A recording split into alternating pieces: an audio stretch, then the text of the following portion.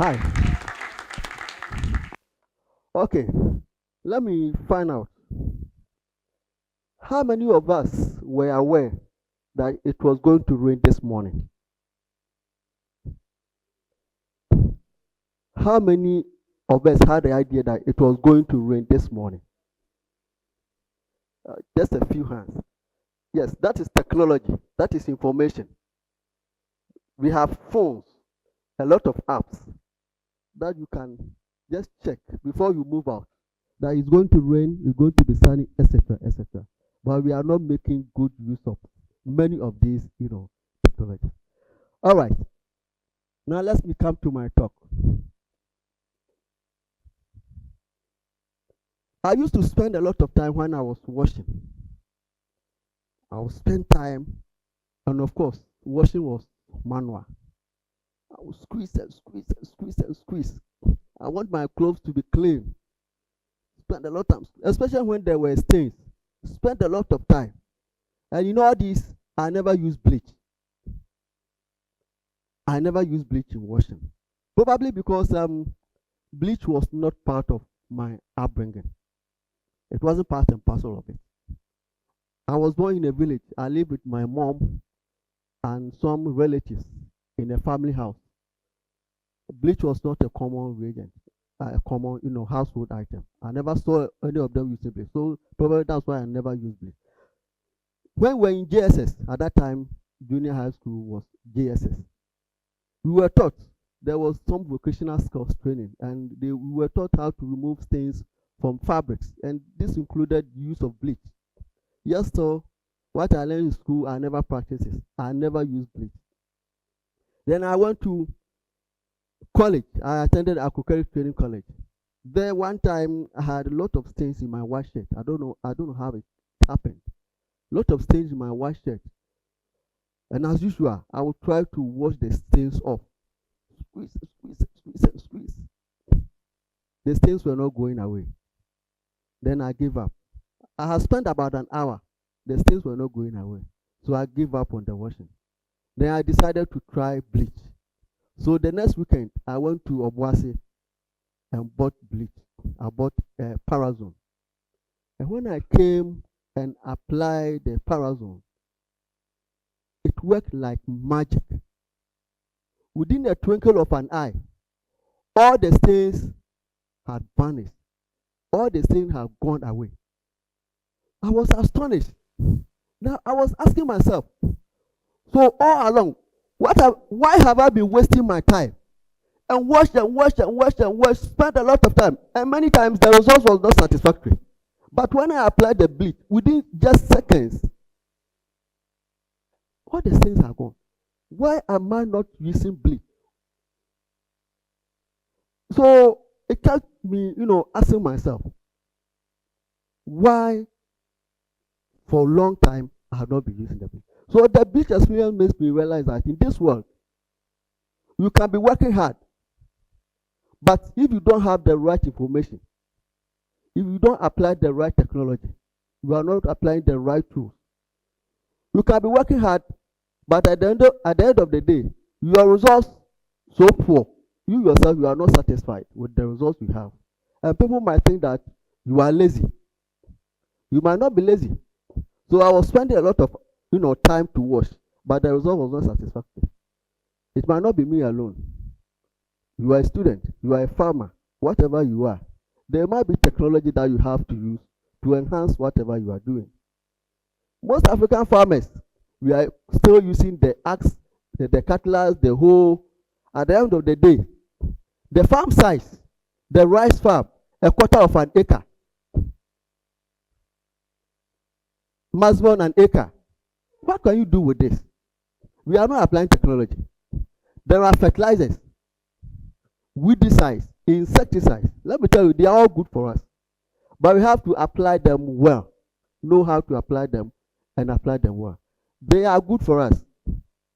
If you are a student, you need to apply technology in whatever you do. Like, you can be a student, you learn for 6 hours, 8 hours a day, and at the end of the day, you are still getting D's and C's.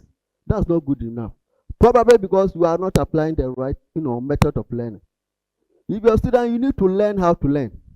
It's not enough to just spend hours and read and read and read. Learn how to learn. Because if you don't learn well, you spend whole hours that's not good. So you have to find out a strategy. When I was a student, I made a lot of A's, and I made a first class, of course.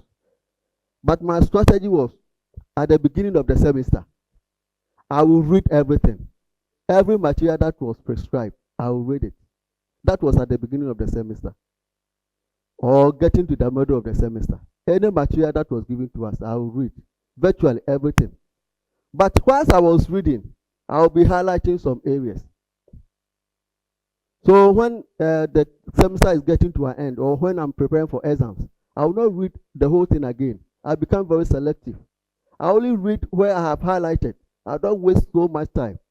And sometimes there is a need to remember some definitions. I have just one sheet of paper. I have some points. I write very small. I carry with me. Even when I'm watching TV, it is by my side. When they go for commercial break, I also go for my break. Then I'll look through it. So, but that way, I didn't stress myself too much, but I made a lot of things. So technology is very, very important.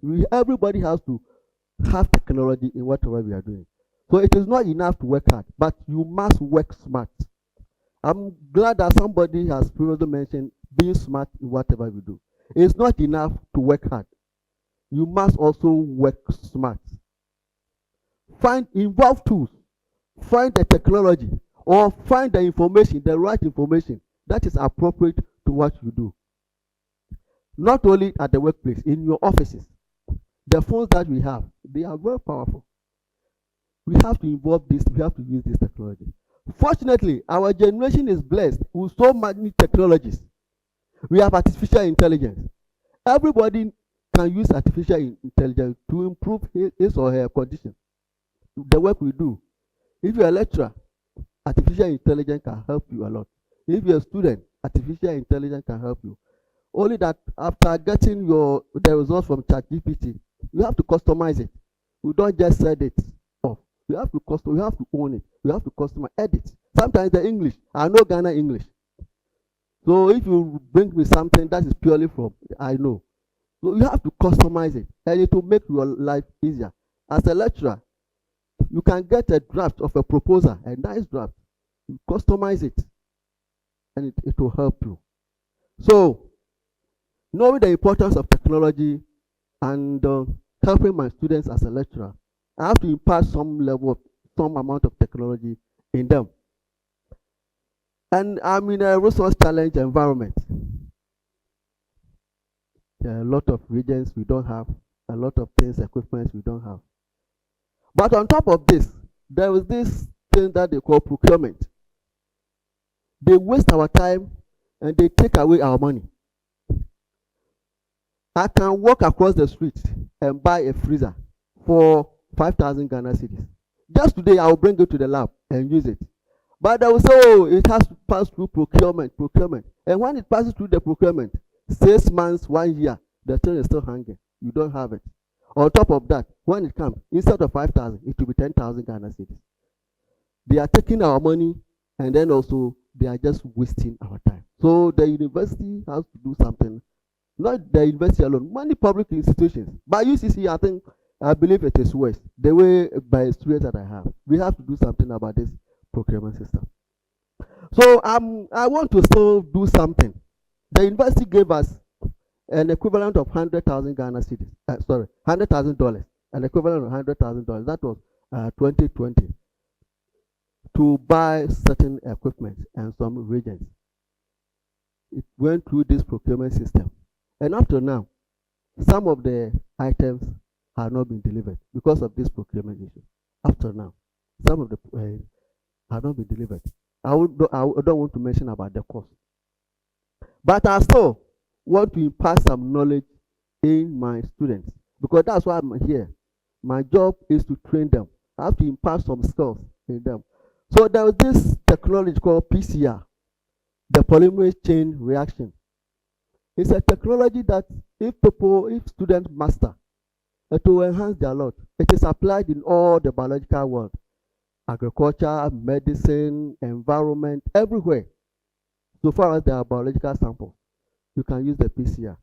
You are aware that during COVID time, the PCR technology was the most preferred method because the PCR can detect the virus even when the viral concentration is so low that no other method can detect it. In addition, even when you don't have any symptom at all, the PCR technology can detect.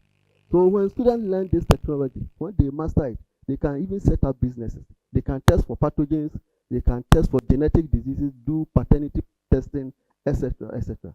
So, and it's not very expensive. With some investment, they can set up, laboratories and do some of these things. So my aim is that any student who passes through my hands, if I'm not able to teach you anything at all, this PCR technology, you have to take it away from me.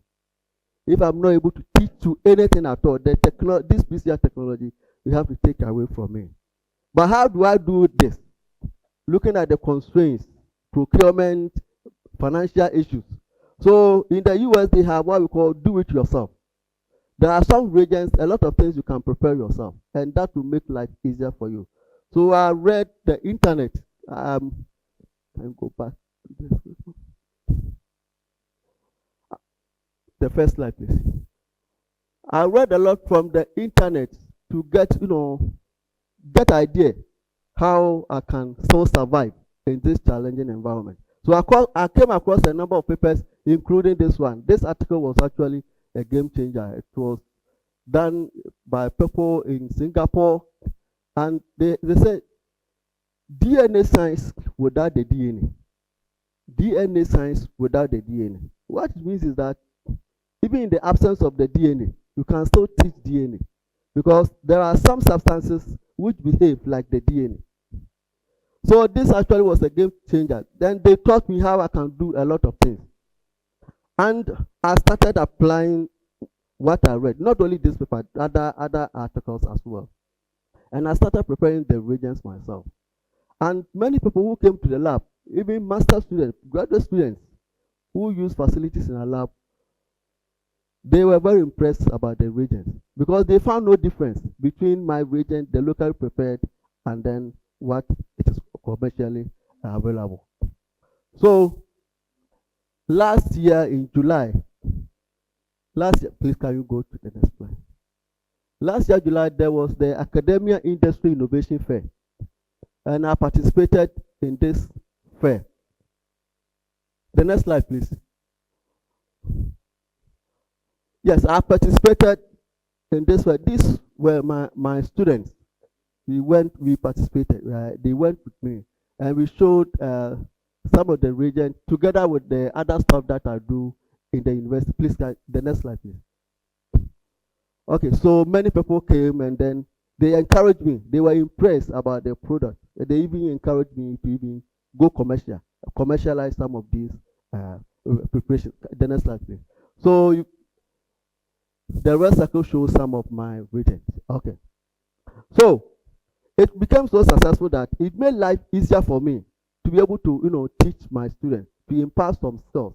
And I can say in authority that students who have passed through my hand, if you ask them any question on PCR, if not the whole world, Ghana, nobody can surpass them. Yes. So looking at this, I just want to encourage lecturers, teachers, that the government, the universities, our institutions, they are not giving us enough. They don't give us all we need. But we cannot give up on training our students because they are the next generation. They are what we have. They are the future leaders. We have to do something. Sometimes we might think that the students are lazy. Sometimes we might think that the students are not interested in what we are teaching them. Sometimes we think that, they are not interested. But that might not be the case. For most students, they know why they are here. For most students, they are serious. But we have to find a way to attract them, to appreciate what we are teaching them. For most students, they are intelligent, they are knowledgeable, they are interested, but we have to find a way to arouse their interest. Then I also want to say finally that in this world, we need to apply technology. If you don't apply technology, it might be like you are fetching water with the basket instead of bucket. And if you are fetching water with the basket instead of a bucket, at the end of the day, you cannot fill even the drum. People might think that you are lazy, but that might not be the case because you are not applying the right technology. You are not applying the right tools. You don't have the right information. If you have the right information, you know that it's going to rain today, and you will prepare. You know how to figure out something, how to get here. We need to apply technology in whatever we do. In the kitchen, everywhere, in the workplace, everything we do, the phones, they are there to help us. We need to employ technology, apply them. And of course, the last thing I want to say is that there may be some issues with technology. They may have some negative side, disadvantages, like my bleach experience. The bleach, if you don't apply it well, you will regret. The bleach can, discolor your garment. So you have to, not only the bleach, other technology, they have their negative side. So we have to learn them well and apply them well with ethics and with the hope of that we are helping our generation. If we apply this well, it will enhance our productivity, and that is where the chrysalis will move into a butterfly. This is where the potential in us will come out so that we can serve our generation better. Thank you very much.